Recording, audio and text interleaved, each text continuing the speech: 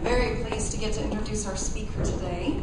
I've introduced a couple of times in the past friends that I've had up from Oklahoma City, but today is an exception, a very, very special friend of mine that I've been friends with for 15 plus years now. Major Ed Pulido from the U.S. Army, retired.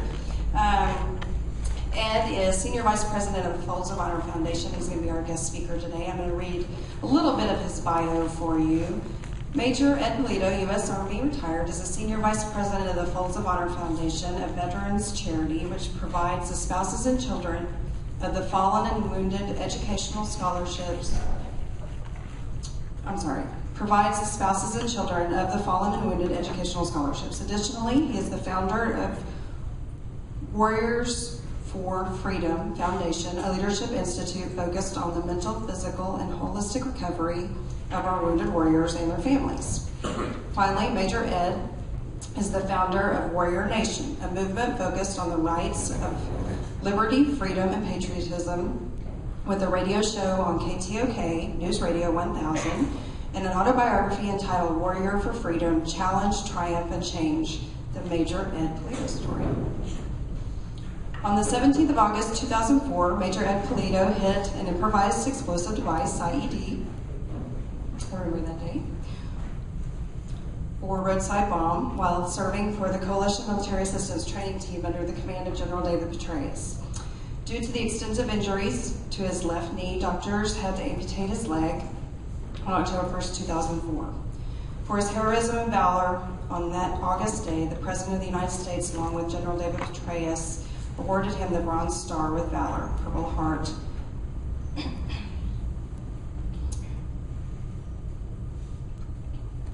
Sorry. Material.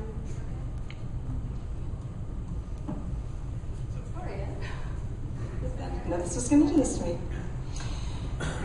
Joint Service Commendation and Achievement Medals.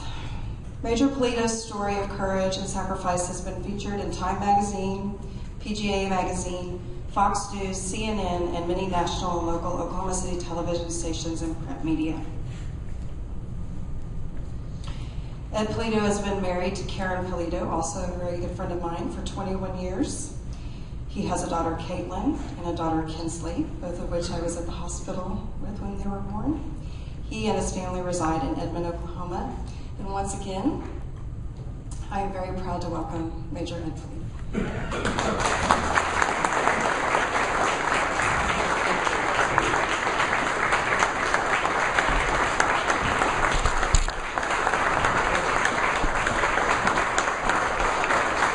Thank you all very much.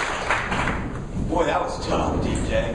I got to tell you, DJ and I do go a long way back, and she was there for the birth of Caitlin, and it was interesting because that little Caitlin and Kinsley are just adorable in my life, and they're a joy. We used to work at United Way, and we understand the passion behind the fact that as a community, we must engage, we must support, and we must bring leaders together to make a difference. And so it's just an honor to be here, close to the VA office here, which is the regional office, which actually takes care of me in a lot of regards. And so this is a special place. Anytime I can get here, I definitely want to say thank you from the bottom of my heart for not leaving me and my fellow comrades behind on the field of battle.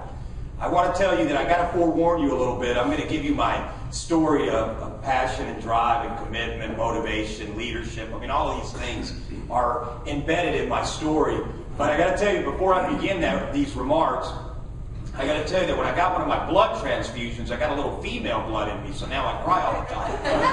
So that's why I was shedding a tear over here. So I got a little female blood in me, and for the ladies in the house, you know what? It's a good thing because I had that emotion. And DJ, again, thank you for the introduction.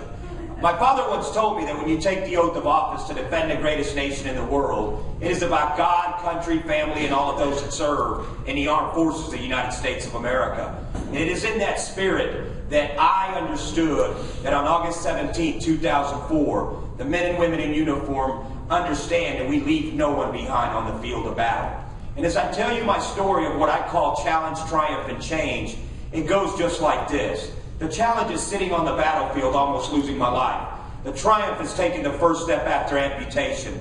And change is living adaptively, knowing you, the American people, are at my side as I lost my left leg fighting for our freedom.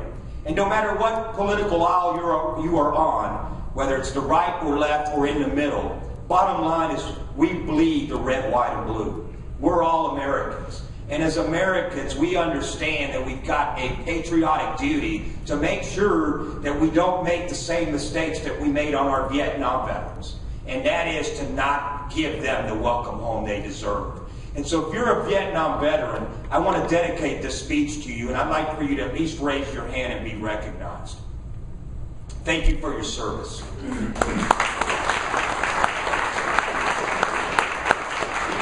other thing I want to tell you about community is that to me, the Rotary Club is special. And as DJ knows, we were introduced to this club, but there was a reason we were introduced.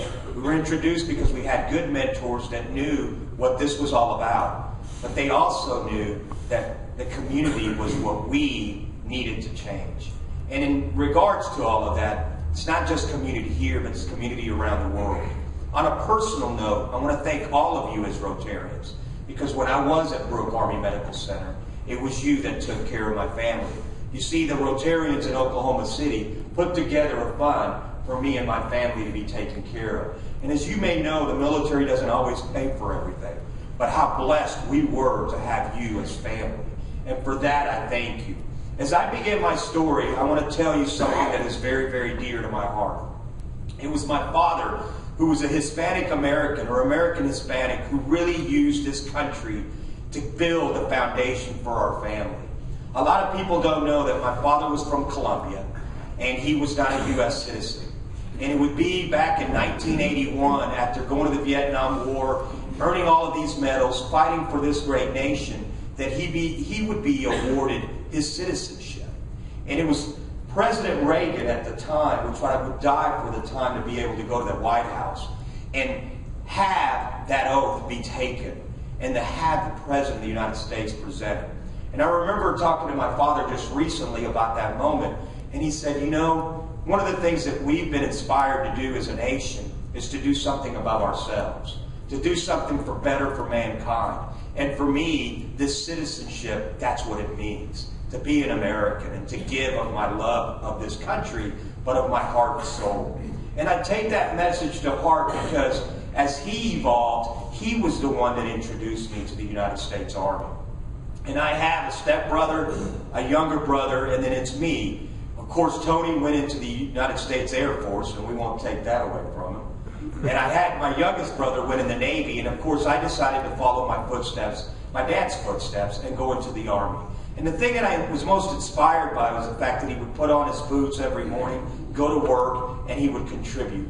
And then on Saturdays, I remember him raising this flag at about 7:30 in the morning, but there was something even more significant about it. What he would do is we begin to prep the lawnmower to get us up so we'd mow the grass. And the thing about it is that that was what our family was all about. And so I learned all of those principles, and those principles would be, and they would go into my life now to the point where I'm able to do something not for myself, but for others. And so my story begins on August 17th of 2004, when I would hit an improvised explosive device, a roadside bomb that would change my life forever.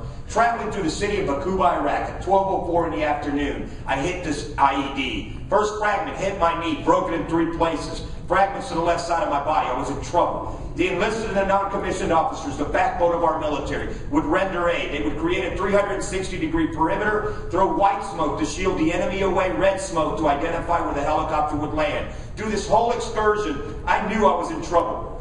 The thing that you do in that particular time is I prayed, and I prayed to God. And the thing about it is that I knew that the men and women in uniform would pull me out of this wreckage, but what I didn't know is that I would not be able to walk. And so as they took me out of the vehicle, I would put my right foot down and my left foot down, and when I put my left foot down, my leg would collapse.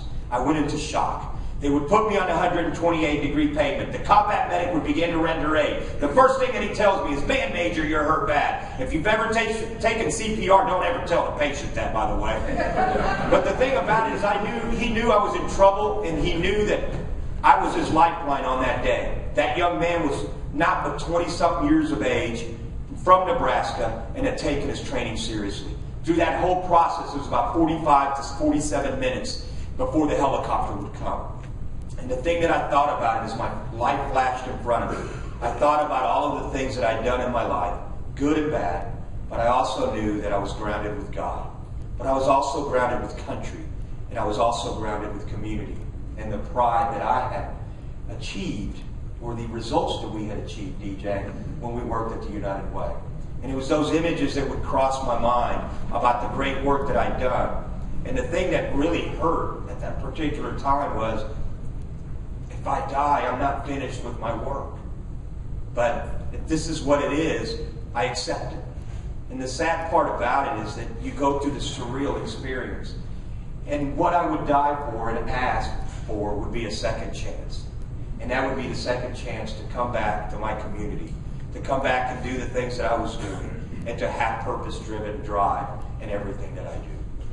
I would go from the combat field environment to Baghdad. Baghdad, I would spend 17 hours in surgery. 2 days, later I would wake up. And during that whole process, I would wake up in and out. And I gave the United Way a call. And it was a call that they didn't want to have, or want to have happen. Because you know what? It was one of those calls that their own had gone down on the field of battle. And for me, after serving almost 17 years of my life in the greatest military, I knew that I would be taken home. And the only thing that I would expect and that I asked for from my United Way colleagues, like DJ and others, was, if I come home, please take care of me. But more importantly, if I don't, take care of my family. And through that process, I would go from from Baghdad to Germany, Walter Reed, Brooke Army Medical Center. I would spend 45 days in ICU. I had E. coli, Enterobacter, 2 staph infections, this chemical agent that was festering. DJ came in my room and had these yellow gloves and this yellow suit. And I got to tell you, when I first saw him, I was like, man, is this a meth lab or something? Because that's the only time you wear these kind of suits, you know? And I'm thinking to myself, something wrong with me. And it was. Went from 195 to 118 pounds. And the saddest part about it is that on October 1st of 2004, my left leg would be taken forever. It was a sad couple of days for me and my family, because you see, we would struggle through the fear of how I would take care of my family, how our lives would go on, and more importantly, what would be our next chapter in life. But you see, all of that is back there, because I would come back to the best welcome home possible. I would learn how to walk in about 17 days on crutches, and DJ was there when I took my first steps. To me, that was the most horrible time of my life.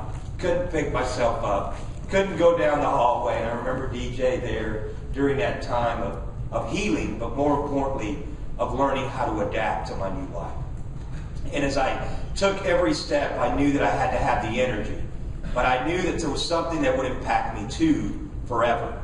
And that is my beautiful mom, who had struggled through these 45 days with my family, along with my wife, Karen. But it was my mom that would tell me something impactful. She would say, you can sit there in that bed and grieve, or you can get up and succeed. And in her life, I got up and succeeded in life. I tell you that because there's inspiration behind everything that we do. And for that moment, that's the inspiration that I needed. But I also needed my family. I needed to make sure I could take care of my little girl. And I am so honored that my wife has been with me that whole journey, that she didn't leave me behind. And as I left the house today, she said, hey, you look good in your suit. I don't ever wear suits anymore, by the way. But she told me to tell DJ something special. She said, tell DJ we will never forget the time, the energy, and more importantly, the motivation behind the goodwill that you provided me and my family. And so with that, I would have a calling in life, just like you do as Rotarians. You see, we're called out to do something bigger than ourselves. I would be called out to work with the Folds of Honor Foundation, which provides the spouses and children of the fallen and wounded educational scholarships. I have been there since day one with Major Dan Rooney, the F-16 fighter pilot, DGA golf professional. To date, we've awarded over 5,500 scholarships, and we are on pace to raise $50 million in 7 years. You see, it's not about the money. It's about changing lives. Because Major Dan would have a vision after being on a United Airlines flight that would change him forever. He would meet the family of Brock Buckland on that evening, who had come back so many miles away from the combat field environment. And the captain would come on board and say, "Ladies and gentlemen, will you stay in your seat and pay tribute to this young man who's coming home to his final resting place, and his family is on the tarmac." And as he watched from the cargo, that moment would change him forever. Because he would understand, I have to do something for that little boy. And it was where the Folds of Honor Foundation would be born. He would meet me months later. We would create this foundation with no money to bear. But now, look where we're at today. But you see, we did that because we had strength in numbers. You see, we would create Patriot Golf Day, the biggest grassroots golf initiative in the country. Today, we have 5,000 golf courses that sign up every year.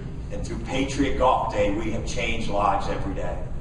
But through that whole thing, and as I end in this piece of my life, I will tell you that there was something missing. I would have a lot of veterans coming back to me saying, "What can you do for us?" There would be veterans that were experiencing suicide. There would be veterans that couldn't find employment. And there would be veterans who just needed a welcome home. And it was at that time where I knew and understood that a lot of people were going to use me for different things. And so at that time, I would create an organization called Warriors for Freedom to provide mental, physical, and holistic support to our nation's heroes and their families, to make sure that when a warrior comes back, that they have the tools and the resources to be competitive, to be motivated, be inspiring, but do something for their community and their country. That, you know what, there is no excuse why you're sitting at home not doing anything. What we need you to do is contribute and to make a difference. And to date, we've provided support to over 285 service members and their families. And we are making a difference in not only that arena, but in the arena of what I talked to DJ about when I walked in. I just spoke to General Deering on the way up. We are going to build the Iraq and Afghanistan Memorial here at Camp Group. And what a great phone call I get when I'm coming here to talk to you. I know you've seen that chapel out there, but what we need is a place that people can go and remember their loved ones. Over 100 Oklahomans have been killed in these conflicts. And it is our duty and responsibility as Rotarians to not leave them behind on the field of battle. I ask you to join me in that fight to make sure that we as Oklahoma continue to not only set the standard on the weather issues, but that we set the standard of how we take care of our veterans and their families and those that are currently serving. I honor you and I thank you. And I know that we are on a time frame, and so I want to leave you with one last comment. DJ, first of all, thank you, and thanks to this community for years of making sure that we take care of our military. This community has a foundation of its military in it, and that is so awesome. On the other hand, I want to tell you something special. You see, there are people that inspired me through this journey, but one comes to mind. Not only did President Bush and I begin a relationship, but also was General Peter Pace, the former Joint Chiefs, who would tell me something special. And I was just with him not too long ago at the Bush Library. And he came up to me and he's like, "Ed, I'm just so proud of you." He said, "What was it that motivated you to do what you're doing today?" And then I told him, I said, "You know, it was my mom, it was my wife and my family, it was my country and it was God. But it was you too." And as I told him, I said, "You know, what you would tell me at Brooke Army Medical Center after I lost my leg would change my life. You would say, 'Major, always remember that on that day you didn't lose that leg. On that day, you sacrificed it for your country and for everyone in this nation to be free. Thank you for sacrificing your time and your commitment to your community, and more importantly, to your country. Because at the end of the day, we are Americans.' God bless you. God bless the United States of America. Hoorah!" All right.